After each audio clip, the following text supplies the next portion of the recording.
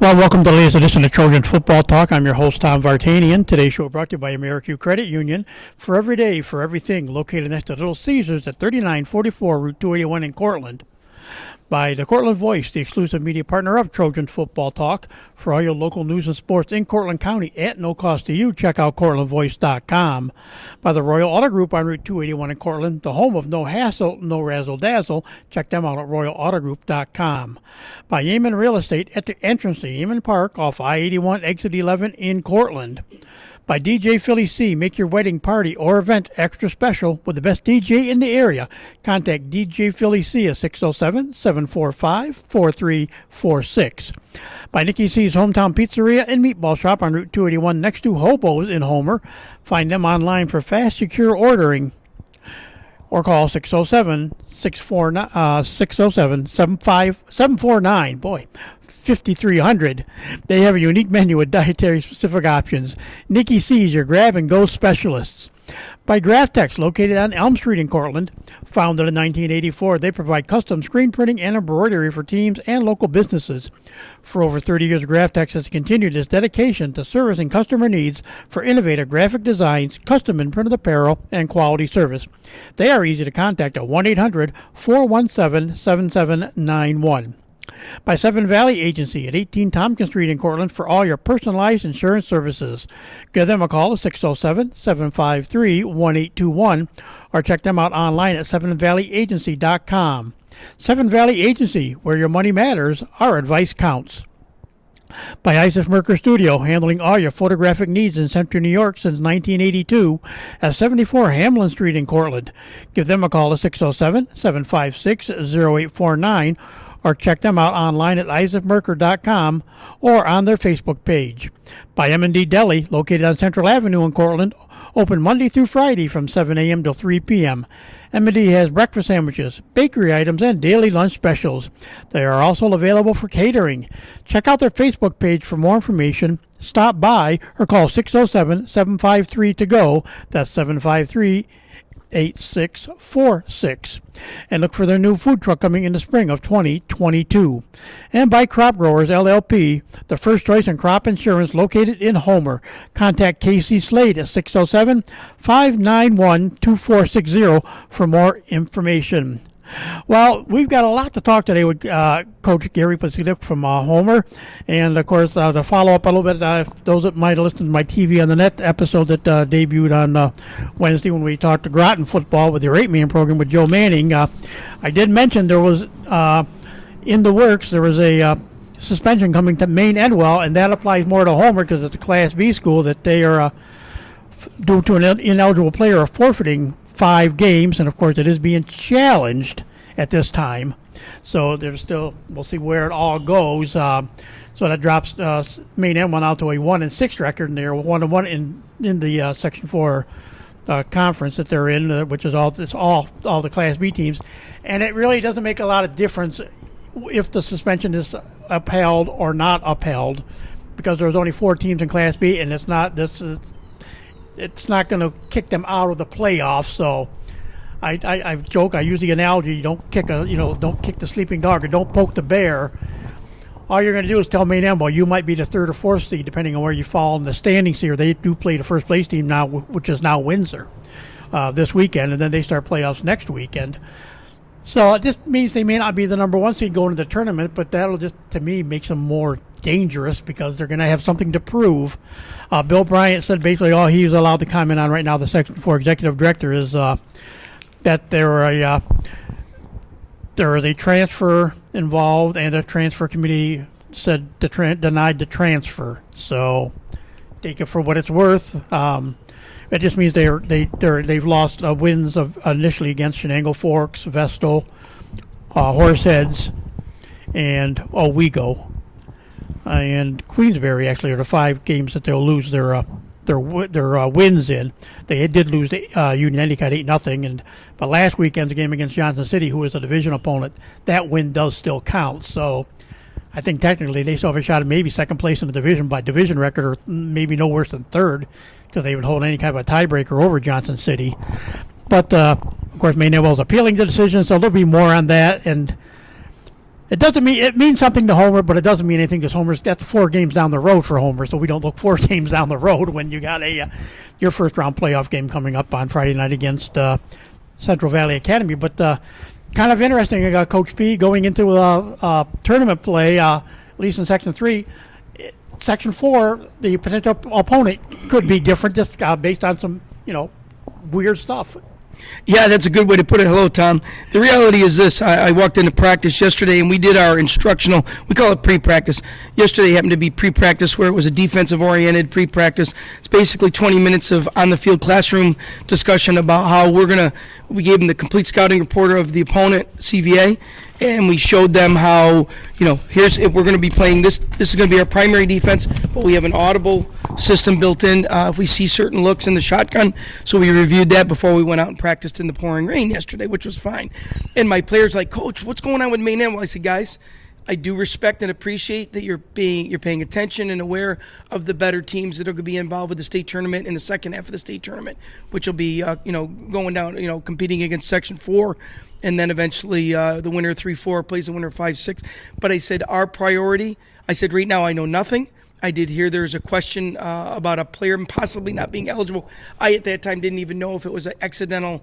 I have 2 friends of mine who they had kids repeat 9th grade in their schools, and the 9th grade is not in the high school building. So their coaches and even the guidance counselors at the high school carelessly overlooked it, and boys had repeated 9th grade. It was actually Baldwinsville, I believe FM was the other one. And so the coaches truly weren't aware. The kid was listed as a junior when they thought he was a junior when really he was a 4th-year student. So the senior year they were technically ineligible. Mistakes happen. It's not malicious. It's not, something that's evil. Here it sounds like maybe a transfer issue. And I just said to the guys, what's most important is we have to, hey, it's okay to pay attention. That's real life. But let's worry about playing our best football game of the year against Central Valley Academy.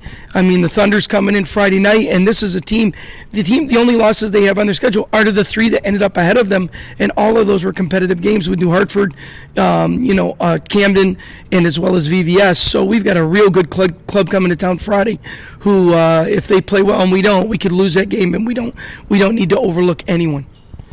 And in reality, if you look just at the Section 3 at the season this year, as far as the B East and the B West, I in my mind, the B East has been the tougher division, period, overall. And you look at the 4 teams that are in the playoffs, they are all very, very good teams. Yes. Well, it's been certainly more competitive. I mean, New Hartford's had their way with, but not destroying people, but certainly had their way with multiple teams over there. But everybody else has been brutally competitive, where in our division, we've been able to pretty much handle everyone. So it does seem like, they have a little more strength in what I'd call the mid-zone there. But ultimately, remember, it's high school football. And, you just never know. I used, for example, week 1, they had a battle. CVA played Marcellus and won 14-13. But I always told my coaches, I've been a head coach 32 years. For the last 25 or more, I've said, guys, never trust week 1. We've come out a few years and lost an opener week 1 we shouldn't have. And, we were pretty equal teams, but we made mistakes we normally would never make.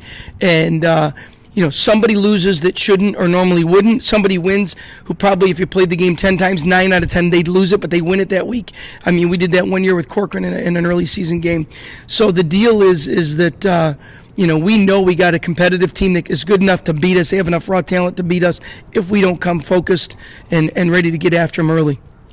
And like we said, Section 4, there's only 4 Class B teams, so against Manuel is way down the road anyways. Mm-hmm. We'll wait to see how things fall together. Just to deal with the one other thing out there that some people understand, other people don't understand, is everybody is screaming, Homer didn't get the number 1 seed because they didn't play Westhill. Westhill's game had nothing to do with it. There's tiebreakers involved, and so that never was even in the equation. So go ahead and explain what the tiebreaker was that made the difference and makes Homer number 2, which just means they'll wear their away jersey and they don't get to the finals if they're the second seed behind New Hartford. Reality is a lot of people are always critics of the governing body. Football is like hockey and lacrosse and other sports. It's a sectional sport. Volleyball is as well. It's not strictly the old school leagues anymore. So it's controlled by the section. There's actual committees. Football committee has a group of reps, and one from each league. I happen to be the Class B West rep. And, if you look at what happened in August, we had a schedule prepared, and we were concerned that Mexico may not be able to field a team in B. So we had designed the original schedule, and I can't take a ton of credit, even though I was on that committee. We had designed a schedule so that should they have to opt out by the first Wednesday of preseason, which was the deadline, we could create a schedule to almost give no new work to ADs, so they didn't have to make 15 different travel changes and call the officiating boards and say, hey, we got to change. Tried to make minimal changes. I think in the entire B schedule for 8 weeks or 7 weeks, there was like 4 or 5 changes. That's it. So we had designed that schedule should Mexico not be able to compete. Guess what happened? Mexico they felt they needed to go to the independent. We put the schedule in place. It actually was a better schedule than the original, because in it there were no buys for the A schools at all. Where there were 6 of the 7 weeks there were buys for A schools, we couldn't find them opponents. So that committee always tries their best to anticipate the worst, I guess. I know that people have gone to scheduling meetings and they always feel like, geez, the committee members, if there's a choice to give a really tough out-of-section opponent to school A or school B, if school B is the one that is the rep school, usually they take the game. So there's no, they try to guarantee there's no politics, there's no, there's none of this. Well, we're gonna give ourselves an easier pathway. Well, quite simply, the committee anticipated with the COVID concerns in the spring, we learned a lot. So we said we can't strictly go with the seating in the standings the way we've always had them written. So we adjusted we used actually the seating for the tournament, the actual Section 3 tournament, to dictate where we lined up in the league. So it wasn't about how many wins you had, it was the school with the fewest losses within league, because there could possibly be, and there was, an uneven number of games. By doing that, we see that Homer and New Hartford both no losses. So we both, in conference, we have no losses. In fact, both of us ended with no losses, period. With that being said, the next tiebreaker was head-to-head. Well, we didn't play them. So we didn't play New Hartford, so it wasn't determined on the field. The next tiebreaker is point differential at halftime versus common opponents. We had 4 common opponents. You can only earn a maximum 25 points in the first half. So even if you're winning 35-0, you only get 25 points credit. So it really ultimately came down to the VVS game. Homer was losing 21-7. New Hartford was beating VVS at half. So they had a better point differential at halftime with the 4 common opponents that we had played: Cortland, Chittenango, VVS, and who am I forgetting? Tech. I think it was Tech. So as a result, with that being said, New Hartford earned, because they were beating VVS at half and we were losing. Ultimately, they had a little better point differential than us. They earned the number 1 slot. We got the number 2. As you said earlier, totally would not alter. If we were number 1 and they were number 2, it would not change the tournament one bit, because the 1 from the B East plays the 4 from the B West and vice versa. The 2 from the B East plays the 3 from the B West and vice versa. The 1 from the B East is always bracketed with the 2 group from the B West, so that 1 and 2 in any league, for example, this year some are saying maybe the B East is better than everybody in B West. So the 1 and 2 in each league never face each other unless it's in a finals game. So the point differential is why they got the nod, and the only thing it can really affect, should we be able to earn our way to the finals and New Hartford able to earn their way to the finals, New Hartford would get the choice to wear their home jersey in the Dome. So that is literally the only thing. It makes the news media feel great to publish, look, here's the tournament seeded 1, 2, 3, 4, 5, 6, 7, 8. But the reality is it's 4 over here, 4 over here, crossover, and try to get the best 2 teams meeting in the finals. Right.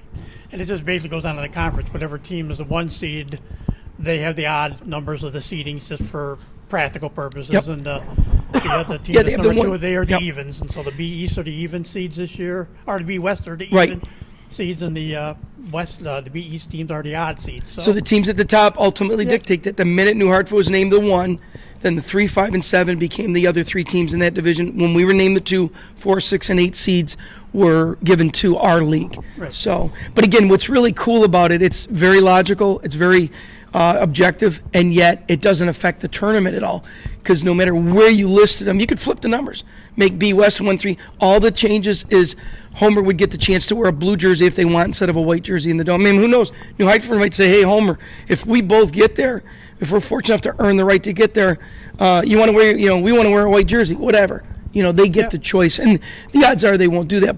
But again, that stuff's not important. The color of your jersey's not. I mean, you're wearing your school colors. That's important. Whether you're wearing the primarily blue or primarily white, that's not even in the viewfinder.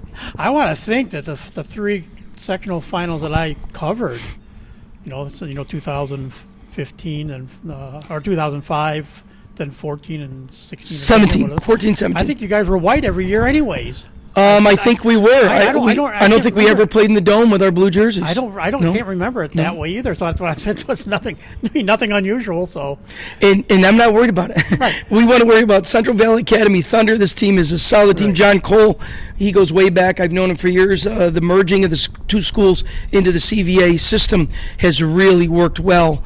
And it's the way you do it. If you bring the schools together, you get better participation.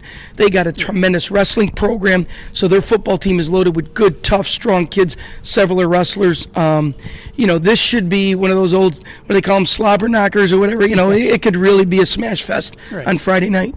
And again, just like I said, people don't blame West Hill. This is not their fault. No.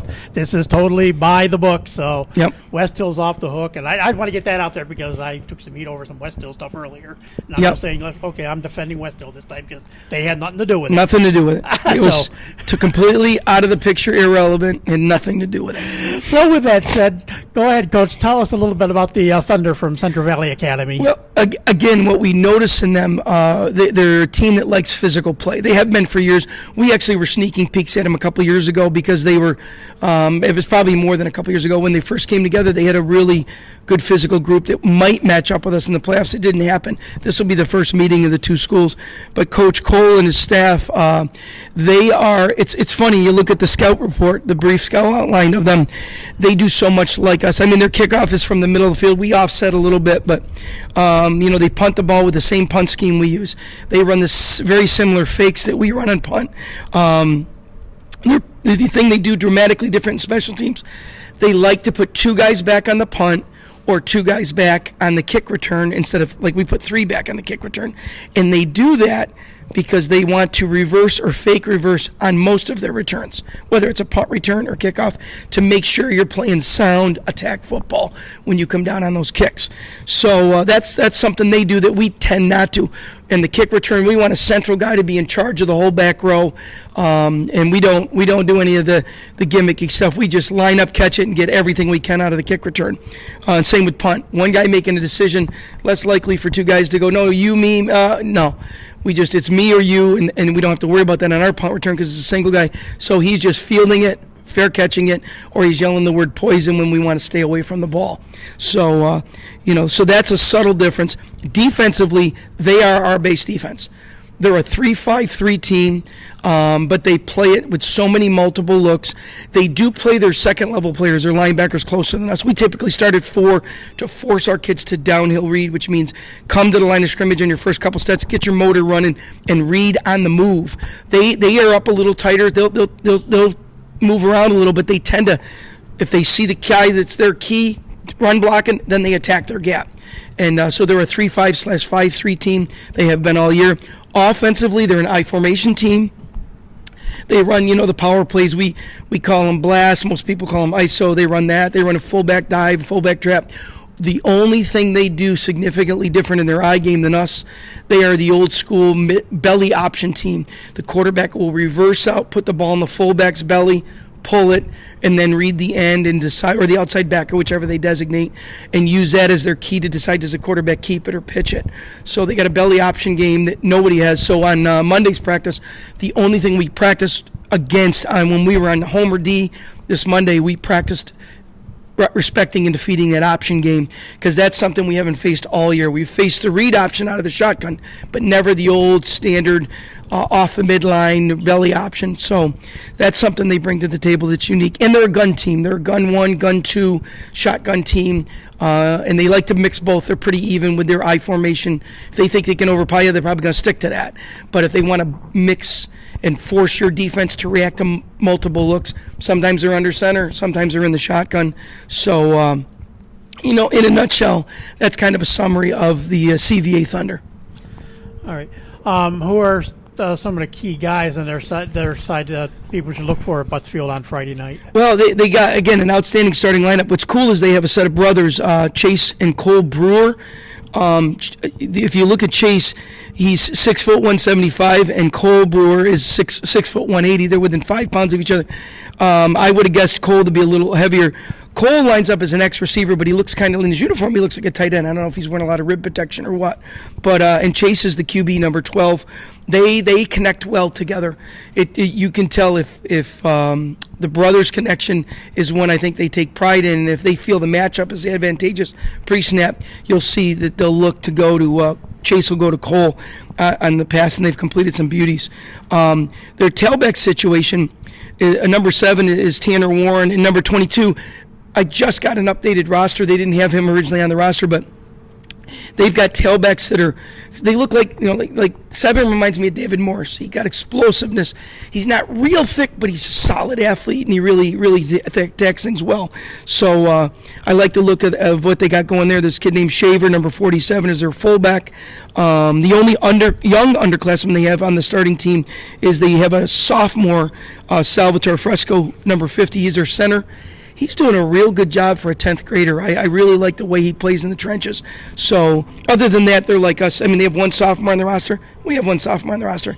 They have 31 players. We have 33 technically. I mean, we are very much, there's a whole lot we have in common, including the way we play offense and defense and special teams. And so it's kind of neat in a weird way. A lot of the prep you're preparing to try to figure out how to beat yourself. And that helps the kids mentally in practice. And, of course, on the Homer side of things, that when you look at the season stats, kind of typical, just over 350 yards passing. That's kind of normal, or just, within range. Obviously, Homer didn't get a 7th game, so they didn't get 6-game stats. But teams rushed for 2,000 yards, and just because of Logan being hurt, and he's played 3 games, technically really only played 2 that he really played in. There was only 2 plays there against Cortland, but David Morris is the leading rusher with 543 yards, but yet you've got a team that's rushed for over 2,000 yards. That just shows the depth of this team this year. It's critical that if you have a system you believe in, and production like that supports it. We believe, regardless of size, often we're outsized in the line of scrimmage. The way we coach and teach our kids throughout our system. I mean, our modified team on Monday night had an unbelievable game against a really talented CBA junior high team. And in the first game, CBA's team really took it to us. They actually played twice this year. And it ended up 40-39. Homer lost, but Homer's starters flat out, their A team flat out outplayed the CBA team. And it was because our kids were just so much more comfortable with the blocking schemes and so on of our offense, and on defense they were hustling to the ball better than they were earlier in the year, and it's Homer football. We certainly could have a ton of passing yards right now. We are one of the most efficient passing teams around, but I yank the cord on Coach Cottrell. I don't let him. I mean, would we throw 3 last week? I just don't. When we are in a situation where we can dominate a team with the run, we're not going to throw the ball just to pad our stats. There's too much that can go wrong, and you know what? The less other teams see the quality of our pass game, the better for us, because we know how good it is. And so I have no concerns. I know we can pass the ball effectively, and we're going to pass it when we choose to, not when we have to. So, I love our stat situation. They have 2,000 yards in rushing with no – let's say this. We have multiple feature tailbacks. That's what we have, and I'm really thankful we have that. Yeah. But the kids up front are doing a pretty good job, too. Yes, they are. And as far as passing, Jake, 22 for 36, that's 61% this year for 346 those yards. Victor, he's completed 1 of 2 passes. Now they were both last week. He had 2 passes. He completed 1 of the 2 of them for 8 yards. So Victor showed he can throw a completion if he's out there and needed. And being up as much as the game was against Marcellus, he didn't need to complete a pass, but it helped get work towards getting a first down. It got us that first, series. Gave us it was just a play action pass. He actually threw a very nice ball over the defender to the receiver, and the reality was, it's getting him a little experience to make sure he goes through his progression as he's taking the ball from center. He needs to, while he's carrying out that fake to the running back, you have to be eyeballing the defense, and they're given a progression of who to look to first, second, and third. And he went to the first look, it was covered. Second look, it wasn't. It's covered as well, and that's where he threw the ball and completed it. And that's all a part of the learning curve. So, we choose to pass when we want to. We got that. We use that to keep that drive moving and keep the ball in our hands. But again, we're not going to throw the ball just to pad stats or make somebody look good.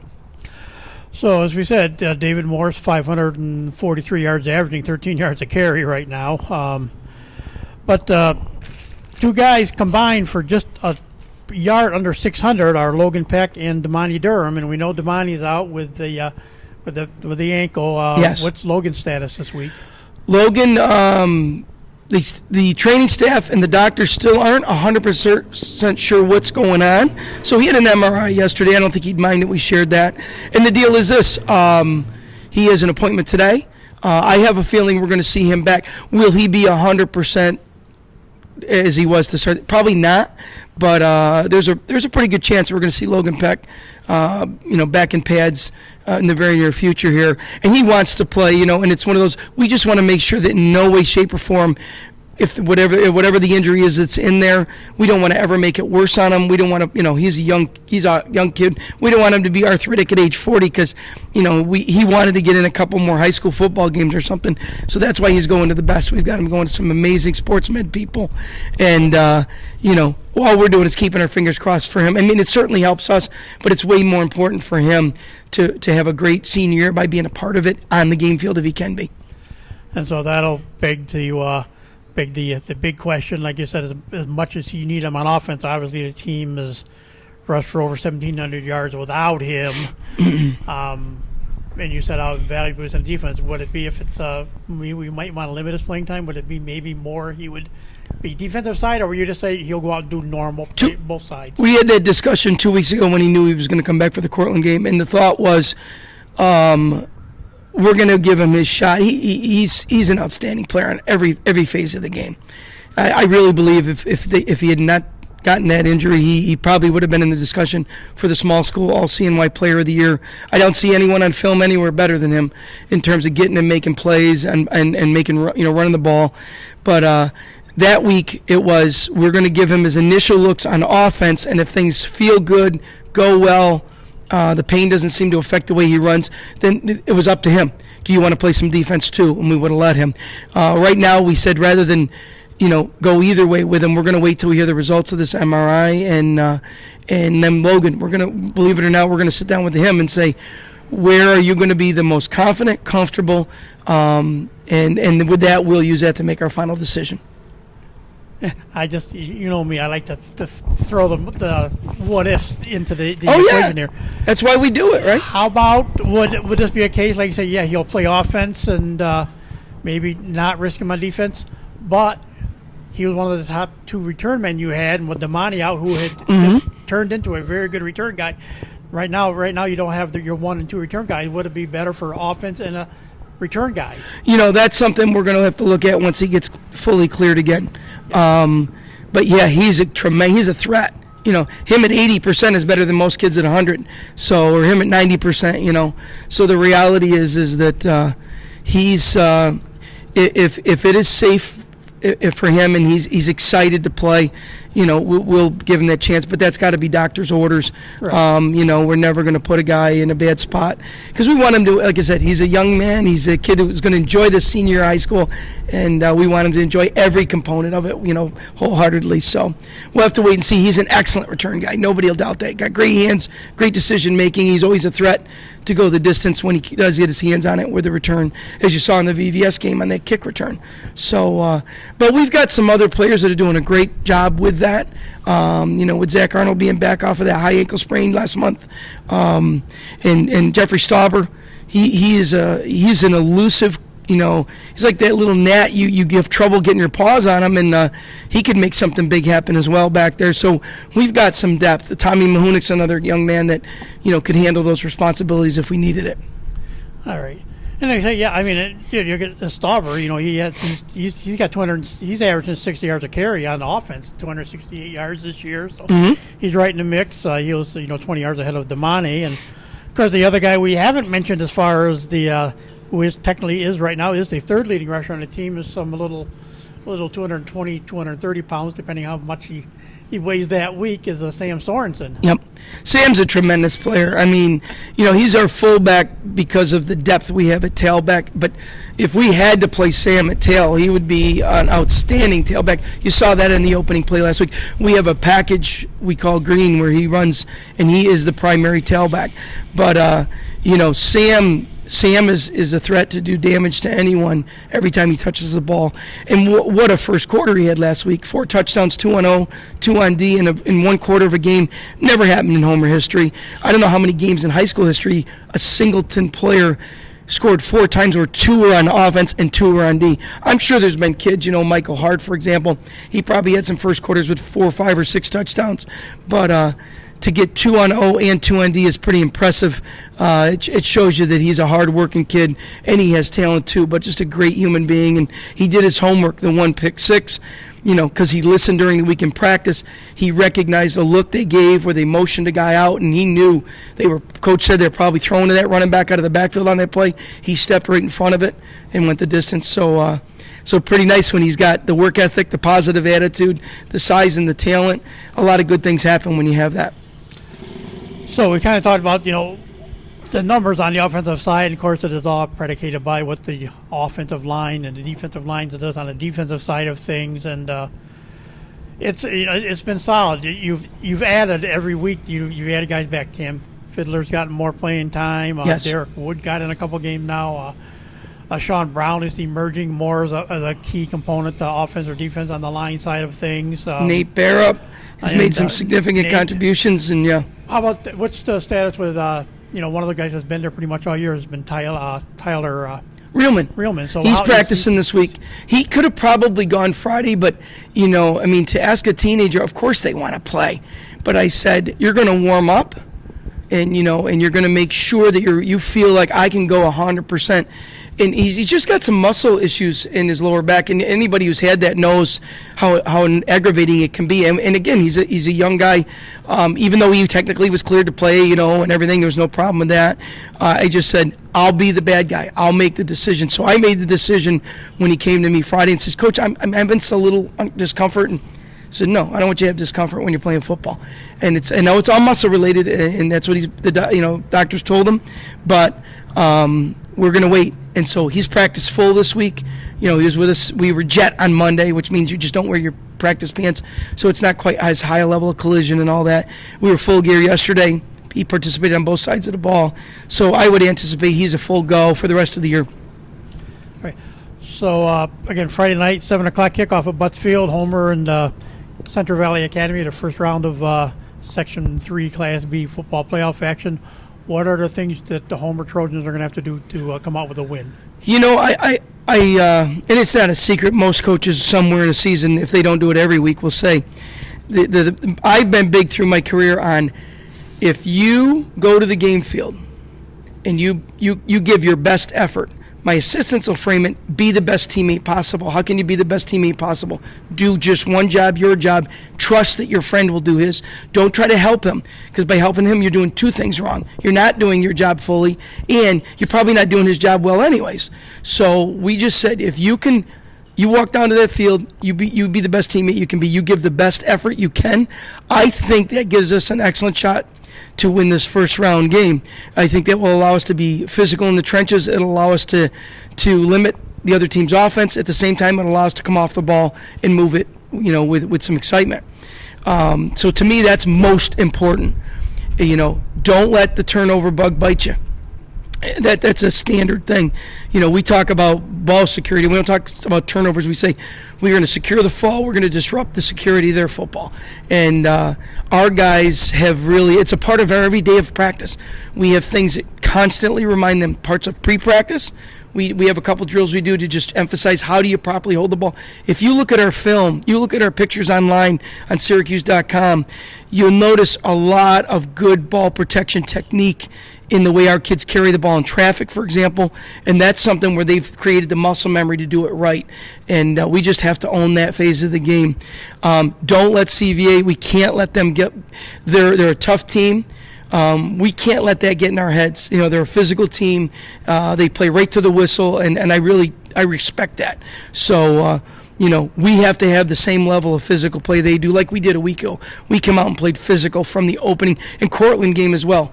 We got off the ball with playing square but tough, a positive attitude. That'll be huge in dictating the final result of this game this week. And you want to talk physical, obviously it could be the second round opponent. It's a team you played in week 2, a physical team like a VVS. That's a lot what we're going to see with CVA. Yes, yep. Yeah, I think that's where that division this year, and there's been a couple of years like this where it looks like they're a little more physical. Now, I won't lie, they seem to get to play a little more physical in their league. There's a couple of things we saw in film in our league, the kid probably would have been injected. And it's not. So it's just, there's a subtle difference in the two boards. And the reality is that, if we had an Oneida game a few years ago, we let somebody out physical us and we let them get in our head. Well, the following year we learned a hard lesson from that, but we went and took it to them the next year in the playoffs. And this team understands that to stay healthy, you have to have tension in your muscles. You got to keep all your joints in your body bent while the play is active, and you have to play physical. Playing physical keeps you healthy, and it doesn't hurt the other team either because it forces them to play smart and physical, and it makes the game a lot of fun. So that'll be another one of those crucial factors. I expect a real physical game Friday night both ways. And we'll just leave it at Friday night. We won't talk about what's going to, the semifinals, but we said playing for another home game too. I mean, that's got to be a big thing in the seniors' mind. We're going to have a home game for sectionals, and the semis aren't on a neutral site this year. They are a home game, so I mean, a lot to play for. You get, being the seed you are, you will get you get that second home game for the semis. We entered the state tournament in '93, and this is the first time in Class B where the higher seed earned the right to host the semifinal game. Let's hope we're in that position. But we got to, like I said, we got a lot of respect for CVA and their coach, head coach Cole and his staff just do a great job. And, I'm excited because, fans are going to get their money's worth this Friday. And speaking of fans and money, yes, you mentioned it before we started talking. There is a meager admission charge for a Friday night's game. Yeah, they're going to charge $1 for adults. Students 12 and under, as long as they're accompanied by parents or an adult, they can come to the game for free. But it's just $1 per adult. I mean, that's going back into the 80s. We were like $1 a game in the 80s. I think we went up to $2 in the 90s and kind of kept it there for 20-some years. But, yeah, they're just only going to charge $1 now. If we advance, we'll talk about the reality. It's quite a bit more expensive for the sectional semis and finals because the section wants a big cut of that. So, and that's how they pay for all this good stuff they do for our kids. So that I'm fine with that. But yeah, just $1 admission to this week's quarterfinal game for adults, students 12 and under, as long as they're accompanied by an adult, they come in for free. And let's have a great crowd there. Bring your warm weather gear or your cold weather gear to keep you warm during the game because there is a chance they're predicting some rain and cooler temperatures in the second half especially. So just be prepared so you can enjoy it. Buy those little hand warmers and feet warmers and come enjoy the beauty of high school football under the Friday night lights. Well, let's put it this way. Since I was in the stand for the Cortland game and I got – there's people like Terry Podsiedlik and all how to dress. They're prepped for any kind of weather. It's fun seeing how they're up there and they're prepped and they have all the right gear. Most dedicated fans know. So because they want to spend all their time paying attention to the game, they don't want to be worrying about how do I get. Oh, I got to get a cup of hot chocolate to warm. No, they want to watch the ball game and enjoy it. So the good fans come prepared. Well, Coach, again, best of luck. Friday night, 7 o'clock kickoff at Buttsfield. Homer against Central Valley Academy. Round 1 of the Section 3 Class B football playoffs are here. So best of luck to the Trojans this weekend, Coach. Thanks, Tom, and we really appreciate all the support everybody's given us. And that'll do it for this edition of Trojan Football Talk. Today's show brought to you by AmeriQ Credit Union, for every day, for everything. Located next to Little Caesars at 3944 Route 281 in Cortland. By the Cortland Voice, the exclusive media partner of Trojan Football Talk. For all your news and sports in Cortland County at no cost to you, check out CortlandVoice.com. By the Royal Auto Group on Route 281 in Cortland, the home of no hassle, no razzle-dazzle. Check them out at RoyalAutoGroup.com. By Yemen Real Estate at the entrance to Yemen Park off I-81, exit 11 in Cortland. By DJ Philly C, make your wedding, party, or event extra special with the best DJ in the area. Contact DJ Philly C at 607-745-4346. By Nikki C's Hometown Pizzeria and Meatball Shop on Route 281 next to Hobo's in Homer.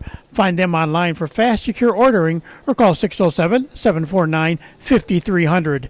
They have a unique menu with dietary-specific options. Nikki C's, your grab-and-go specialists. By Graftex, located on Elm Street in Cortland. Founded in 1984, they provide custom screen printing and embroidery for teams and local businesses. For over 30 years, Graftex has continued its dedication to servicing customer needs for innovative graphic designs, custom and printed apparel, and quality service. They are easy to contact at 1-800-417-7791. By Seven Valley Agency at 18 Tompkins Street in Cortland for all your personalized insurance services. Give them a call at 607-753-1821 or check them out online at sevenvalleyagency.com. Seven Valley Agency, where your money matters, our advice counts.